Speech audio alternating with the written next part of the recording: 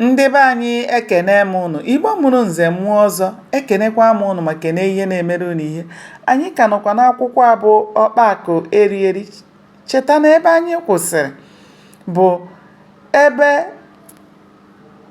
Akụbụzọ chefuru na ndị okenye na-ekwu sị ọkpa akụ eri eri ya lee ka ọnụ dị ndị nwụrụ anwụ.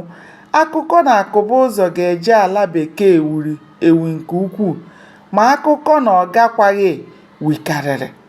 Ndị toro ya gbaa ya ume dị ole na ole, ma ndị chịrị ya ọchị n'ihi na ọ gakwaghị bụ aja dị n'ala. Ndị jiri ya gbaa asịrị anaghị ezo ezo. Ụfọdụ na-eji ọchị akpọ ya ọkpa akụ eri eri n'ihu.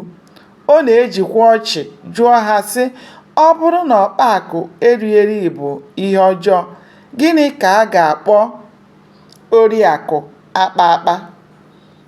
N'oge ahụ ihe siri ya ike, Akụbụzọ kasiri onwe ya obi sị na ọ na-abụ ikuku bugharịchaa igu nkwụ ọ hapụ ya. O nwere olileanya na mmiri ezoghị na Chidi, na ebe ahụ anya ya ruru na ụkwụ ya ga-eru ya. Onye kwe chi ya ekwe. O bidoro ndụ ọhụrụ, gbawakwa mbọ n'ihi na agba anaghị ezu ike ma ihe ọ na-ata agwụghị. Ọ sapụghị ọnụ kọrọ mmadụ ọghọm ghọrọ ya nke gbochiri ya ịga ala bekee. Naanị ihe o mere ka a mata bụ na iyi yiri ya.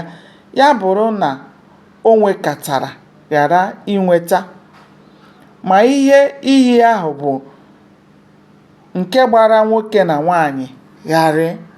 Anyị ahụla ka nwoke a na-akpọ Akụbụzọ si wee kpasịa akụ ya wee bụrụ ihe akịka tarịrị, o wee naa n'iyi. Ihe mmụta dị n'akwụkwọ a bụ na ọ dị mma mmadụ na-akpa akụ ọ na-eri akụ ọ kpara, maka na ụwa a bụ ofu mbịa ka a na-abịa ya. Ya bụ na ọ bụrụ na ị na-ata ahụhụ na-akpata ego, nwanne, were leta onwe gị anya, maka na nke onye riri n'ụwa a ka o bukwa ana. Ya bụ, ọ bụrụ na ị bụ ọkpa akụ eri eri, biko lee ka ọnụ dị ndị nwụrụ anwụ. Aka m bụkwa nwanne ụnụ nwaanyị Oriakụ Uju Anyanwụ.